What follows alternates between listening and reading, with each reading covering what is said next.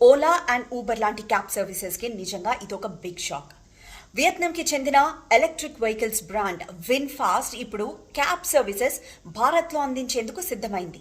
అది కూడా చాలా చీపర్ ప్రైస్లో, అంటే కిలోమీటర్కి జస్ట్ 8 రూపాయలు మాత్రమే. ముందుగా ప్రారంభ దశలో ఢిల్లీ ఎన్సీఆర్లో ఈ క్యాబ్ సర్వీసెస్ని ప్రొవైడ్ చేయబోతోంది.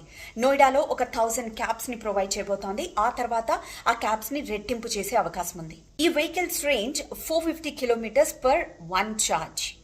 అండ్ ఈ నంబర్ని, అంటే ఈ వెహికల్స్ నంబర్ని ఇప్పుడు దాకా 1000, యాజ్ ఆఫ్ నౌ 1000గా పెట్టుకుంటున్నారు. ఆ తర్వాత 10,000 వెహికల్స్ని రంగంలోకి దింపనుంది.